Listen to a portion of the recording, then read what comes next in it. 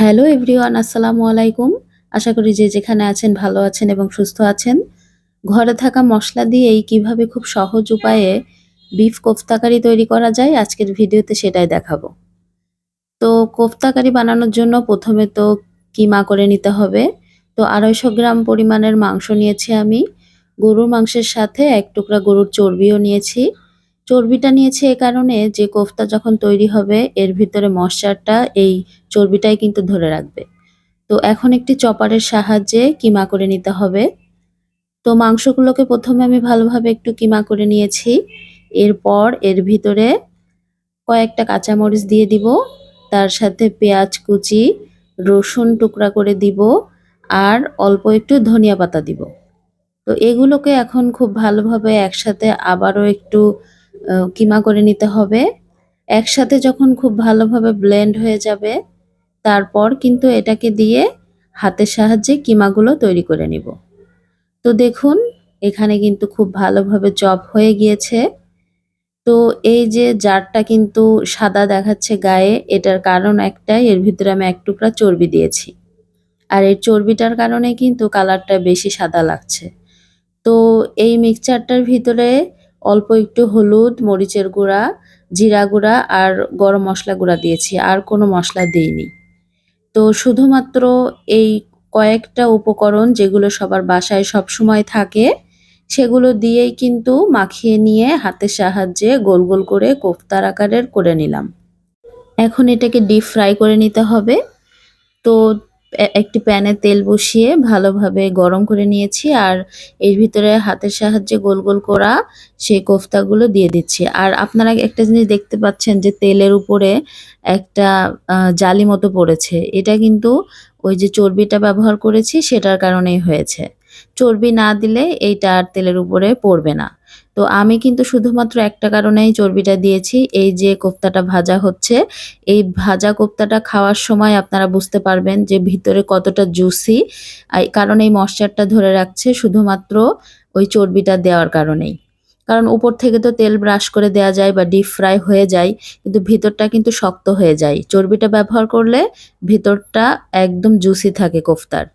তো ভাজা তো হয়ে গিয়েছে। তো এখন একটি প্যান বসিয়ে আমি পরিমাণ মতো তেলের সাথে একদম কিমা করে কাটা আ পেঁয়াজ দিয়েছি। পেঁয়াজ কুচি ১ কাপ। তো কিমা কুচি করে নিয়েছি পেঁয়াজটাকে। আপনারা চাইলে এটাকে ব্লেন্ড করেও নিতে পারেন। পেঁয়াজ বাটা দিলেও ভালো হয়, কিন্তু আজকে আমি এভাবেই দিলাম। তো পেঁয়াজটা যখন হালকা একটু লাল হয়ে যাবে তখন এর ভিতরে বাকি মসলাগুলো দিয়ে দিব। তো আদা বাটা, রসুন বাটা, জিরা বাটা আর সাথে হলুদ মরিচের গুঁড়া, স্বাদ অনুযায়ী লবণ সবকিছু দিয়ে খুব ভালোভাবে মসলাটাকে প্রথমে কষিয়ে নিতে হবে। মসলাটা যত ভালোভাবে কষানো হবে, রান্নাটার স্বাদ ততটাই ভালো হবে। তো এখানে একটু হাতে সময় নিয়ে কিন্তু মসলাটা কষাতে হবে। মসলাটা যখন ভালোভাবে কষানো হয়ে যাবে, তখন এর ভিতরে ফেটিয়ে রাখা টক দই দিয়ে দিব। আপনারা চাইলে মিষ্টি দই ব্যবহার করতে পারেন। তো টক দইটা দিলে হালকা একটু চিনি দিতে হবে, তাহলেই কিন্তু টকটা ব্যালেন্স হবে। তো এখানে টক দই যখন দিয়েছি মসলার সাথে, একই সাথে কিন্তু টুকরো করে রাখা আলুও দিয়ে দিলাম। কারণ আমার বাসায় সবাই আলু পছন্দ করে। আর আপনারা চাইলে এমনি শুধু কোফতাগুলোকেই কারি করে নিতে পারেন।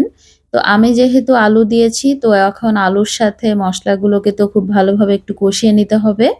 তো হাতে সময় নিয়েই কিন্তু এই কাজটা করতে হবে। চুলার জালটা মিডিয়ামে রেখে ভালোভাবে একটু কষিয়ে নিয়েছি। দেখুন তেলটা খুব সুন্দরভাবে উপরে উঠে গিয়েছে, মসলাগুলো খুব ভালোভাবে কষানো হয়ে গিয়েছে। তো এ পর্যায়ে কিন্তু ঝোলের পানিটা দিতে হবে। যেহেতু কোফতা কারিতে ঝোল থাকে না, একদম মাখো, মাখো থাকে, ভুনা হয়। তো আলুটা সেদ্ধর জন্য তো একটু পানি দরকার। তো আমি কিন্তু একটু বেশি পরিমাণের পানি দিয়ে এই যে আলুটা আবার দেখে নিচ্ছিলাম যে সেদ্ধ হয়েছে কিনা। তো এখন চেক করে দেখলাম যে আলুটা 80% এর মতো সেদ্ধ হয়ে গিয়েছে। তো এখন কোফতাগুলোকে দিয়ে দিব। তো কোফতাগুলো মসলার ভিতরে ভালোভাবে ঢুকবে আর নরম হয়ে আসবে। এরই মাঝে আলুটাও কিন্তু ভালোভাবে সেদ্ধ হয়ে যাবে। উপর থেকে ২ টা কাঁচামরিচ একটু ফাটিয়ে দিয়েছি, সেন্ট বের হবে। তো কাঁচামরিচ দেওয়ার পরে আমি চুলার জালটা একদম মিডিয়ামে রেখে জাল করে নিচ্ছিলাম। এখন উপর থেকে গরম মসলা গুঁড়া দিয়ে দিলাম। তো তো রান্না কিন্তু প্রায় কমপ্লিট। এখন শুধু ঝোলটা শুকিয়ে যাওয়ার অপেক্ষায় থাকতে হবে। তো ঢাকা দিয়ে রেখে দিলাম। এই যে দেখুন রান্না একদম কমপ্লিট, ঝোলটা শুকিয়ে গিয়েছে। খুবই সহজ পদ্ধতিতে ঘরে থাকা মসলা দিয়ে কিন্তু আজকে তৈরি করে ফেললাম বিফ কোফতা কারি। আজকের এই রেসিপিটা আপনারা বাসায় একবার বানিয়ে খাবেন। এটা দিয়েই ১ প্লেট ভাত শেষ করে ফেলা যাবে। তো রান্না তো কমপ্লিট। আমি আজ বাবাকে খেতে দিচ্ছিলাম। আশা করি আজকের ভিডিওটি আপনাদের ভালো লেগেছে। আমার এই রেসিপিটি ফলো করে কিন্তু আপনারাও বাসায় এরকম কোফতা কারি বানিয়ে ফেলতে পারেন। এতক্ষণ পর্যন্ত কষ্ট করে যারা আমার ভিডিওগুলো দেখেছেন সবাইকে অসংখ্য ধন্যবাদ। আশা করি ভালো লেগেছে আপনাদের আজকের ভিডিওটি। আমার আরও নিত্য নতুন ভিডিও আছে। আমার চ্যানেলটি ভিজিট করলে আপনারা দেখতে পাবেন। ভিডিওগুলো ভালো লেগে থাকলে অবশ্যই আমার চ্যানেলটি সাবস্ক্রাইব করে দিবেন। যারা ফেসবুক থেকে দেখবেন আমার পেজটিকে ফলো করবেন। আজকের মতো এই পর্যন্তই। ভালো থাকবেন সবাই। আল্লাহ হাফেজ।